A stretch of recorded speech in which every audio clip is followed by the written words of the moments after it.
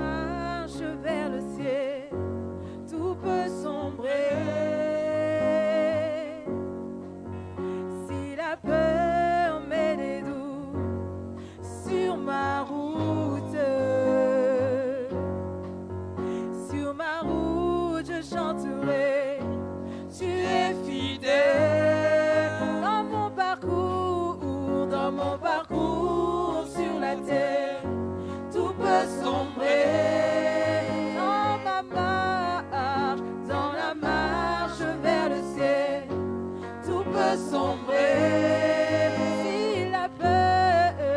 Si la peur met des doutes sur ma route, je chanterai, tu es fidèle. Emmanuel,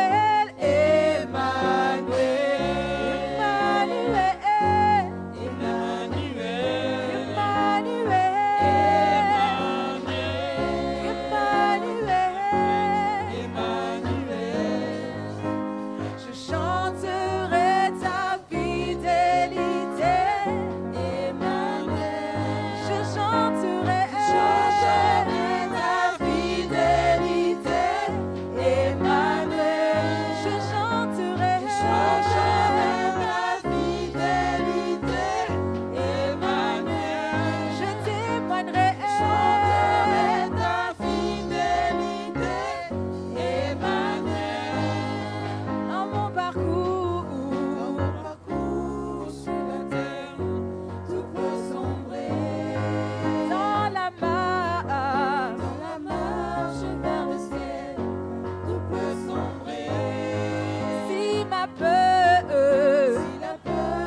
fait des doutes sur ma route, je chanterai.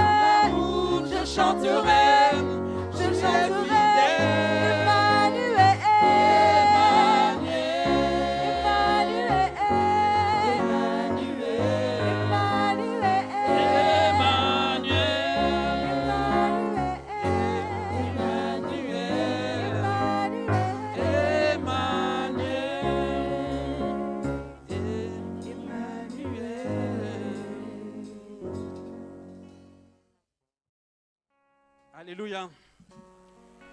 C'est vrai, bien-aimé, que sur notre marche vers le ciel, beaucoup de choses peuvent sombrer.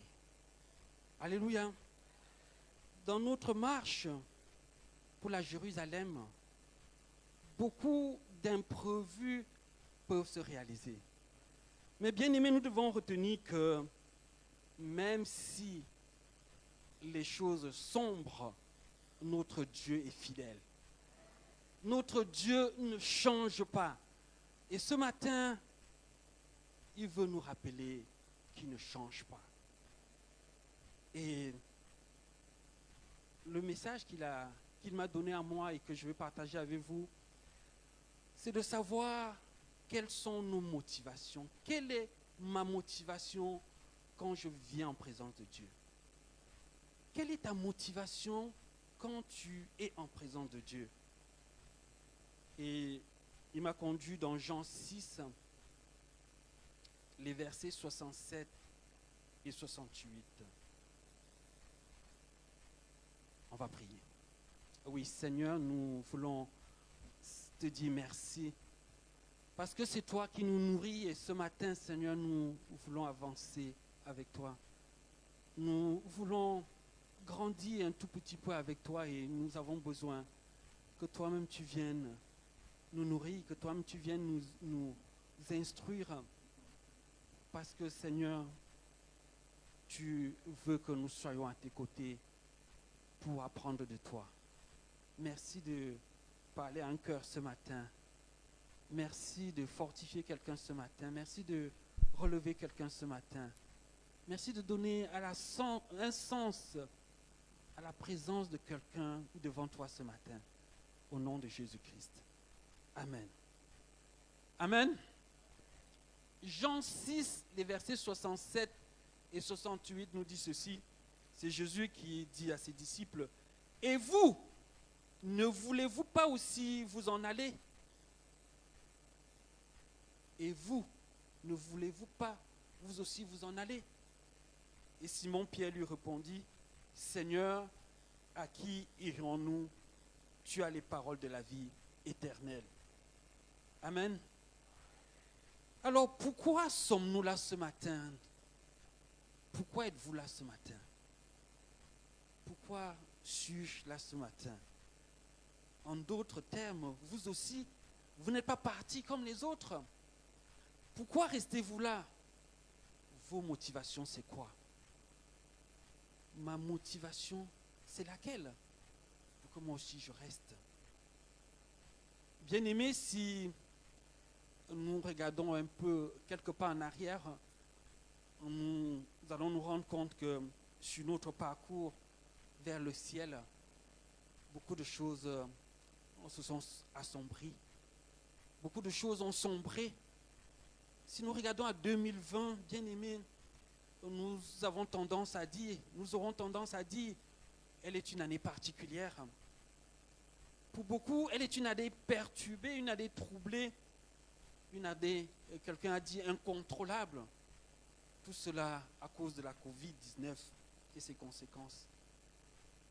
On dit qu'il y a eu une augmentation de stress, qu'il y a une perte incalculable de travail, il y a eu des annulations de voyages, il y a eu des limitations jusqu'aujourd'hui de déplacement, des projets. Certains ont connu un coup de frein net, d'autres n'ont pas simplement vu le jour.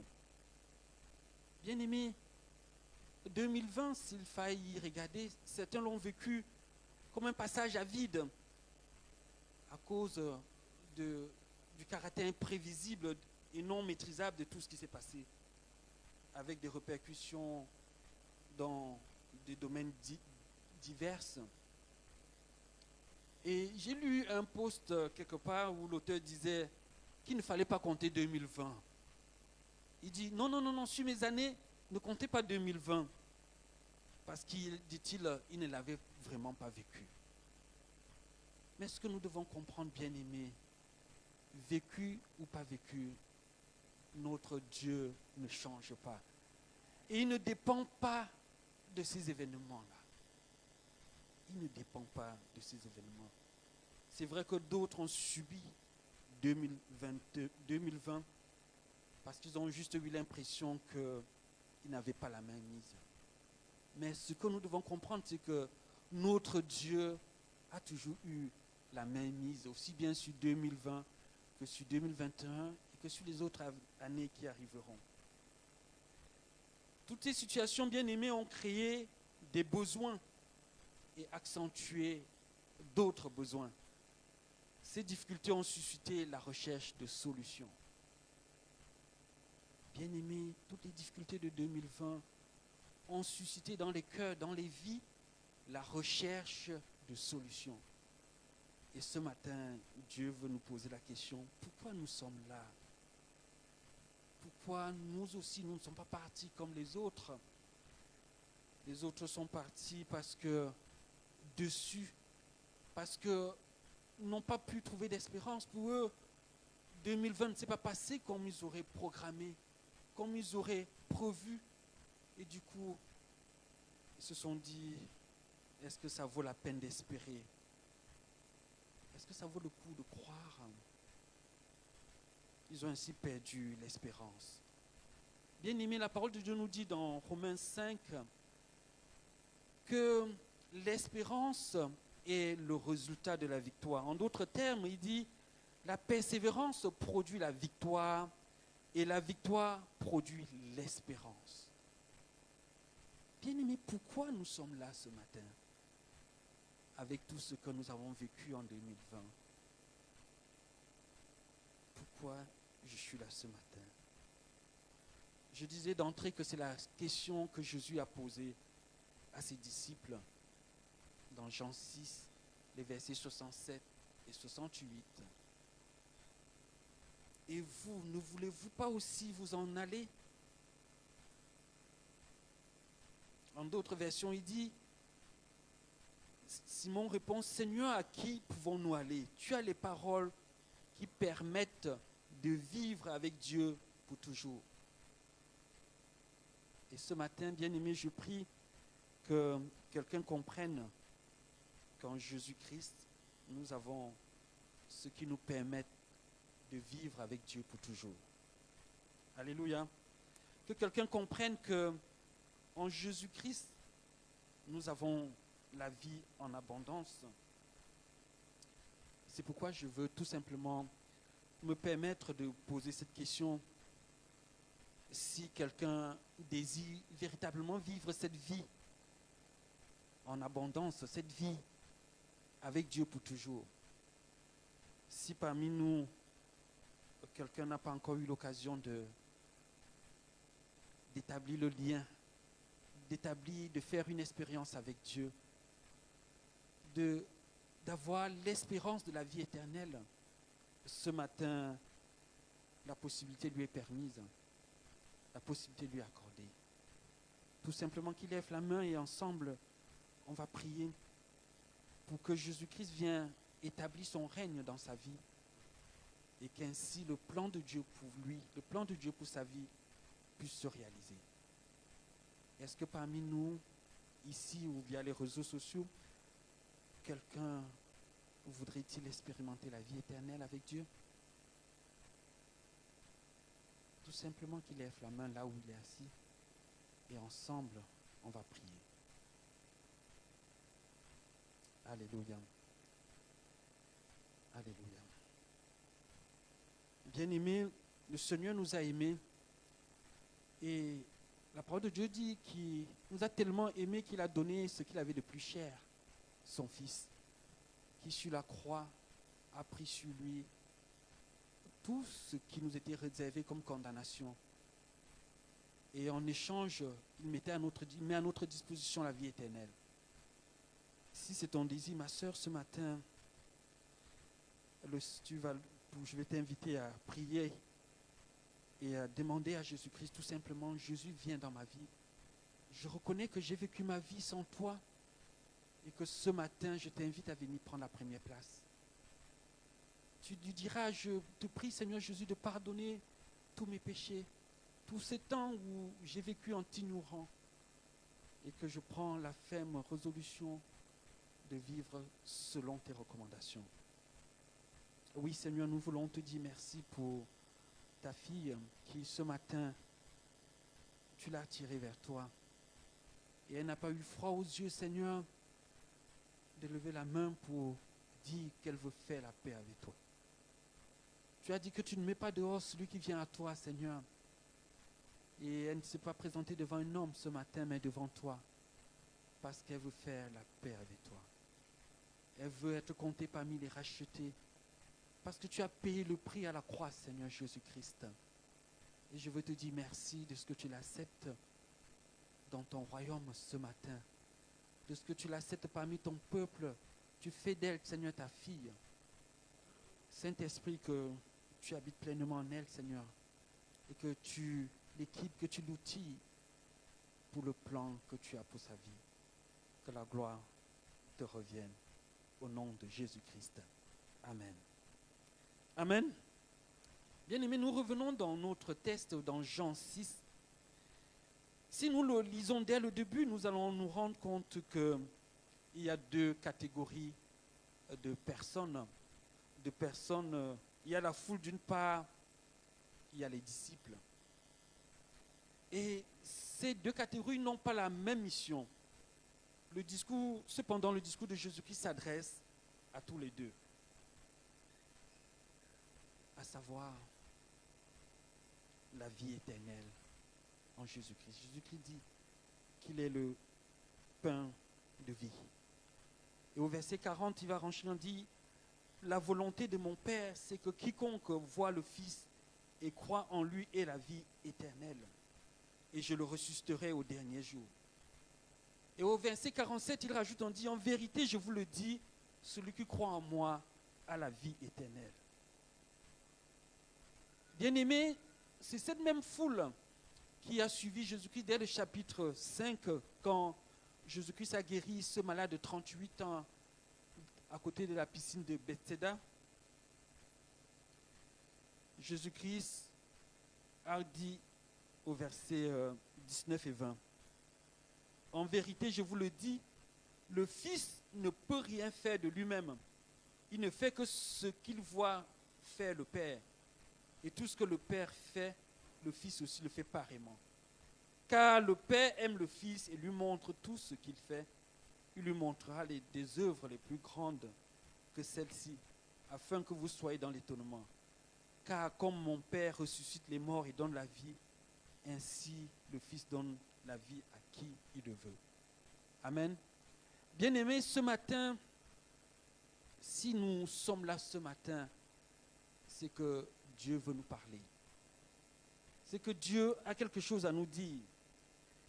La foule bien-aimée est là parce qu'elle a un besoin. Et les disciples sont là parce que Dieu veut les former afin que, à travers eux, Dieu puisse apporter une solution, non seulement aux besoins immédiats du peuple ou bien de la foule, mais aussi à leurs besoins spirituels. Et si tu es là ce matin, est-ce que tu fais partie de la foule ou tu fais partie des disciples? La foule est là parce qu'elle a un besoin. Et généralement, le besoin il est matériel pour la foule. Et les disciples sont là, bien-aimés. C'est pour être formés. C'est pour que Dieu les envoie. Pour qu'ils aillent continuer ce que le Seigneur Jésus-Christ a commencé. Pour qu'ils aillent poursuivre l'œuvre que le Seigneur a débutée ici-bas. Au verset 5 du chapitre 6, Jésus pose la question à Philippe, où achèterons-nous des pains pour que ces gens aient à manger? Où achèterons-nous des pains pour que ces gens aient à manger? Ce passage de la multiplication de pain est également décrit dans Luc 9 au verset 10. Luc, qui est aussi témoin de cet événement, il dit que c'est les disciples qui ont demandé à Jésus-Christ de renvoyer la foule, que la foule aille se débrouiller dans les environs. Il fait noir, il commence à faire noir. Renvoie la foule, maître, pour qu'ils aillent chercher à manger ailleurs. Bien-aimés, nous sommes parfois témoins de cette foule, de ces hommes, de ces femmes autour de nous qui sont dans le besoin. Est-ce que comme Philippe, nous nous limitons à l'apparence physique et nous nous disons, il n'y a que, même si on avait le pain pour 200 deniers, cela ne suffirait pas à nourrir tout le monde. Autrement dit, la mission de nourrir cette foule, de répondre à leurs besoins, est une mission impossible.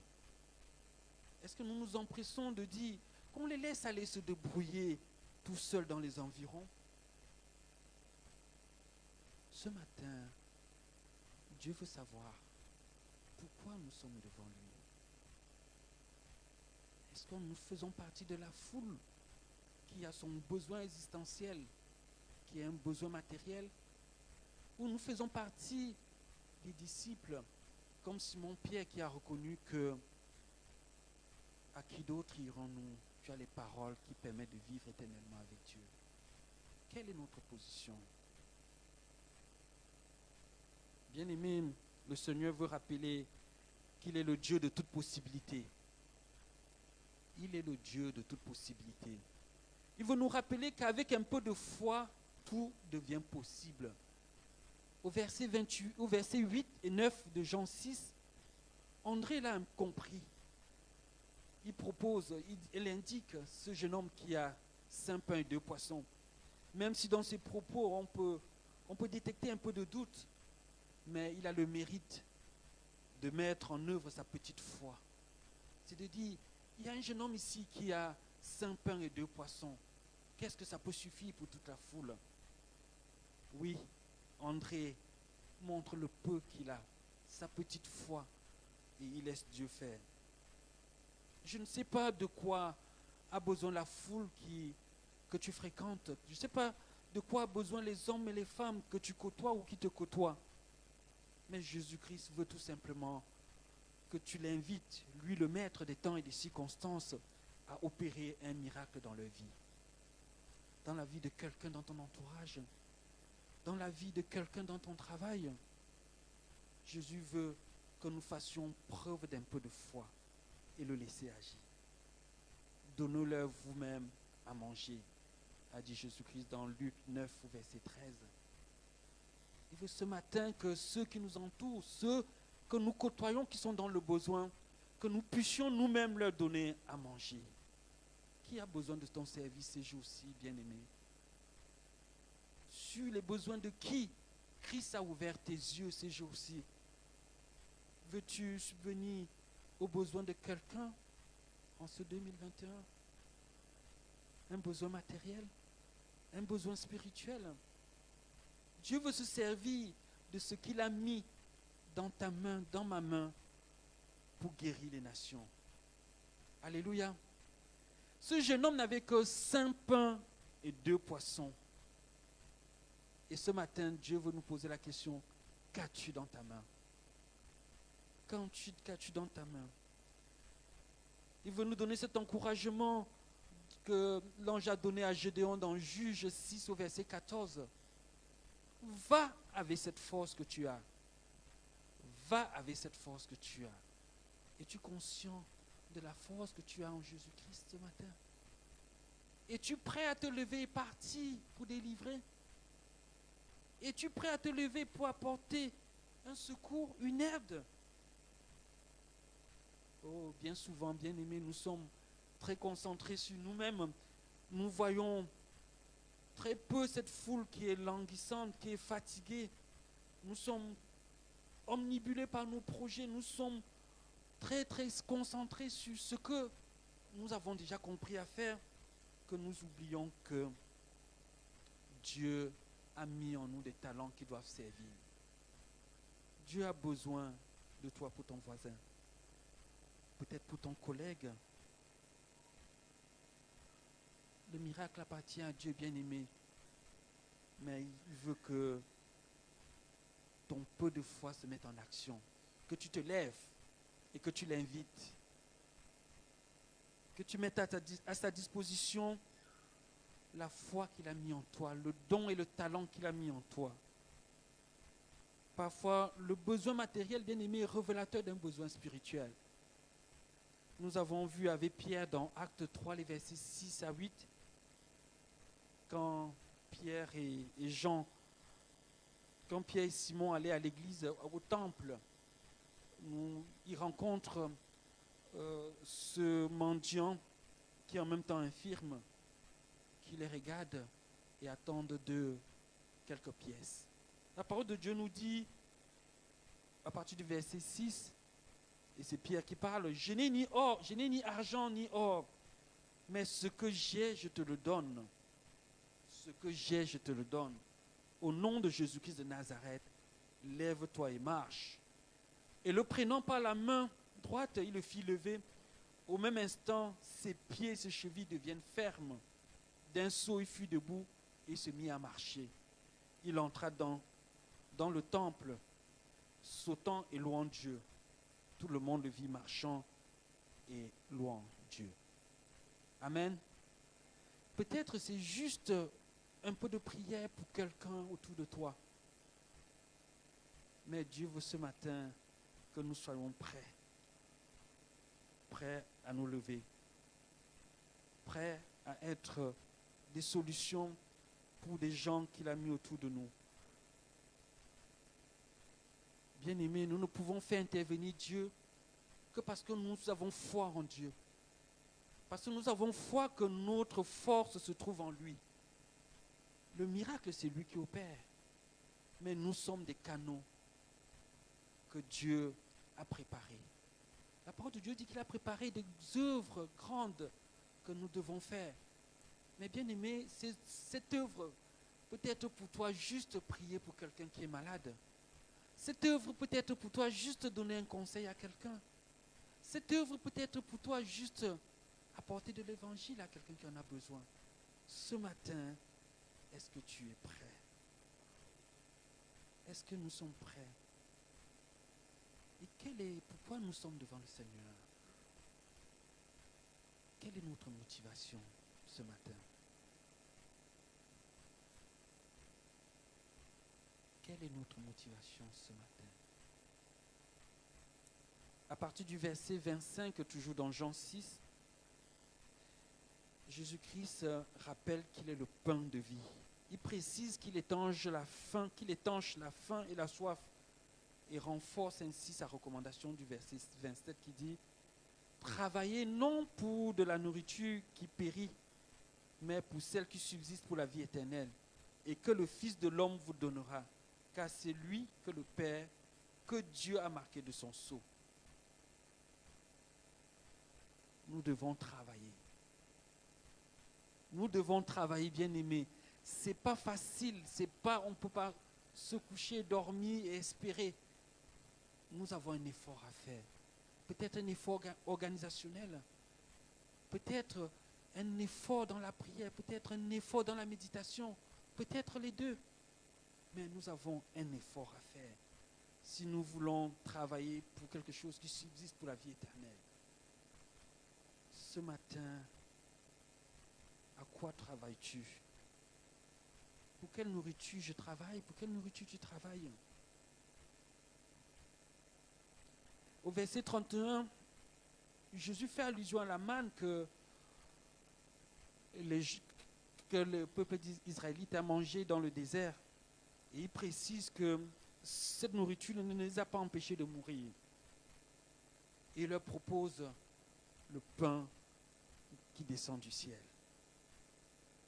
Il leur propose lui-même, Jésus-Christ, qui donne la vie éternelle à celui qui par la foi s'approprie de cette communion avec lui. Bien-aimés, ce matin, Dieu veut savoir pourquoi nous sommes là. Peut-être les difficultés de 2020 ont amené beaucoup à ne plus venir à la présence de Dieu. Peut-être nous sommes devant la présence de Dieu comme cette foule qui voulait voir des miracles, qui voulait voir les pains être multipliés. Ou bien nous sommes comme ces disciples qui sont restés alors que les autres disciples sont partis. Pierre et ses camarades et les 12 sont restés parce qu'ils avaient compris que Dieu les a appelés pour travailler pour la vie éternelle.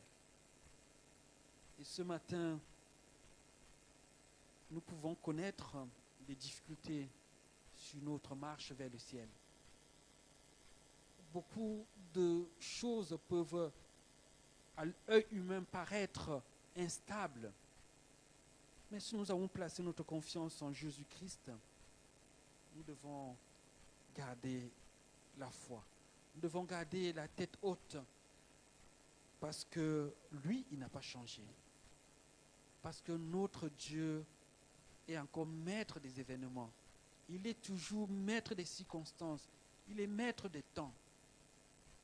Et ne nous limitons pas, bien-aimés, à ce que nous voyons physiquement. Oui, sans lui, nous ne pouvons rien faire. Et Jésus-Christ lui-même nous a dit dans Jean 20 au verset 21, « Comme le Père m'a envoyé, moi aussi je vous envoie. » Comme le Père m'a envoyé Jésus-Christ, moi aussi je vous envoie. Et ma prière bien-aimée ce matin est qu'il envoie beaucoup parmi nous. Jésus s'adresse ainsi à ceux qui l'ont vu à l'œuvre, qui l'ont vu intervenir, qui ont vu comment il dépendait de son Père, comment il obéissait à son Père, comment il se référait à son Père. Il veut nous rassurer ce matin, bien-aimés. Il ne nous laisse pas seuls. Il nous a laissé le Saint-Esprit, nous qui avons choisi de poursuivre cette œuvre. Il nous a laissé cette puissance, le Saint-Esprit pour nous conduire, pour nous inspirer, bien-aimés. Et puisque nous avons le Saint-Esprit, nous pouvons dire, comme Jésus-Christ lui m'a dit, dans Luc 4, « L'Esprit du Seigneur est sur moi. » Alléluia. L'Esprit du Seigneur est sur moi. L'Esprit du Seigneur est sur chacun de nous qui avons reçu Jésus-Christ. Et cet esprit, c'est pour agir, bien-aimé. Et il va dire dans Luc 4, les versets 18 à 19, « L'Esprit du Seigneur est sur moi, parce qu'il m'a oint pour annoncer une bonne nouvelle aux pauvres. Il m'a envoyé pour guérir ceux qui ont le cœur brisé, pour proclamer aux captifs la délivrance et aux aveugles le recouvrement de la vue, pour envoyer libres les opprimés, pour publier une année de grâce du Seigneur. Alléluia. Le Seigneur veut que nous soyons des annonceurs de bonnes nouvelles. La bonne nouvelle de l'Évangile. Bien-aimé, si tu es devant le Seigneur, je prie vraiment que ce soit parce que tu veux être oint pour proclamer la délivrance aux prisonniers. Je prie que tu sois oint pour proclamer la guérison pour ceux qui sont malades, pour ceux qui ont le cœur brisé. Que tu sois oint pour proclamer l'année favorable du Seigneur. Favorable parce que c'est Dieu qui en est le maître. Bien-aimé, le Seigneur nous aime et il veut que nous soyons des canaux utiles pour son œuvre. Est-ce que nous sommes prêts? Bien-aimés, si nous sommes prêts, nous allons tenir debout et nous allons prier.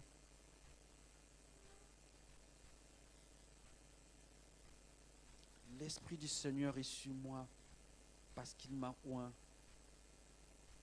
pour annoncer une bonne nouvelle aux pauvres. L'Esprit du Seigneur est sur moi parce qu'il m'a oint pour proclamer aux captifs la délivrance, pour annoncer aux aveugles le recouvrement de la vue, pour envoyer libres les opprimés, pour publier une année de grâce du Seigneur. Bien-aimé, je ne sais pas sur quel besoin le Seigneur a ouvert tes yeux. Est-ce pour proclamer l'Évangile? Est-ce pour prier pour que les gens soient guéris? Est-ce pour délivrer? Je vais nous inviter juste à prier ce matin. Que chacun lève la voix. Notre Dieu est là. L'Esprit de Dieu est disponible. Et la parole de Dieu nous dit que c'est une puissance. Dieu nous envoie une puissance, le Saint-Esprit. Et si tu l'as accepté dans ton cœur, sois certain que tu as une puissance de Dieu en toi. Oui, Père, ce matin, je veux te bénir pour chaque vie qui se tient devant toi, Seigneur. Même si cette personne au départ se tenait en étant dans la foule. Oui, Seigneur, de la foule, Seigneur, tu as appelé certains qui sont devenus tes disciples. Et ce matin, Seigneur, je veux bénir ton nom pour toute personne, Seigneur, qui se tient dans cette salle ou qui t'écoute à travers les réseaux sociaux, Seigneur. Ma prière est que tu rappelles, Seigneur, à quelqu'un ce pourquoi tu l'as appelé à toi. Que tu rappelles à quelqu'un, Seigneur, ce pourquoi tu l'as attiré vers toi, Seigneur. Que tu le rendes conscient de sa mission, Seigneur. Que tu le rendes conscient de l'équipement que tu as mis en lui ou en elle, Seigneur Jésus-Christ. Et que tu lui donnes la force de se lever et d'aller à la mission, Seigneur, d'aller accomplir ce pourquoi tu l'as appelé. Je veux te bénir, Seigneur, parce que tu ne nous abandonnes pas, Seigneur Jésus-Christ. Oh Père, tu nous as montré l'exemple, Seigneur, en accomplissant la volonté de ton Père. Et ce matin, Seigneur, nous voulons accomplir, Seigneur, ta volonté. Viens, Seigneur, viens agir dans ma vie, Seigneur. Viens agir dans la vie de mon frère, dans la vie de ma sœur, Seigneur, pour nous rappeler, Seigneur, Seigneur, la mission, Seigneur Jésus-Christ. Oui, Père, tu as ouvert les yeux de quelqu'un sur un besoin spécifique. Nous te prions, Seigneur, que le temps n'est pas raison, Seigneur, ô Père, de cette mission, mais que tu, Seigneur Jésus-Christ, lui donnes d'être conscient de cela, Seigneur, et de l'accomplir. Parce que tu l'as équipé pour, Seigneur. Tu es le Dieu de la mission, tu es le Dieu de la provision, Seigneur. Que la gloire te revienne, Seigneur, pour chacun ici, au nom de Jésus-Christ. Amen.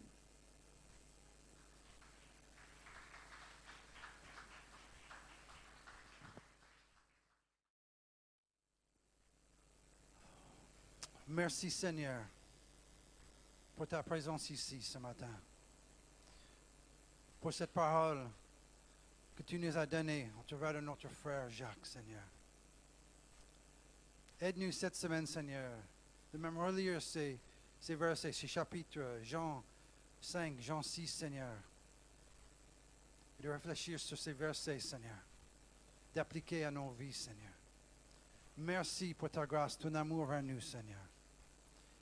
Et aide-nous à partager cette bonne nouvelle avec les autres qu'on va rencontrer cette semaine.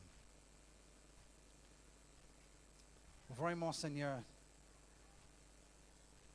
tu nous as apporté, Seigneur. Pendant les temps difficiles, tu es là avec nous, Seigneur. Et on sait que tu es ici déjà en 2021. Tu es en avance de nous, Seigneur. Préparer nos jours, nos pas, Seigneur.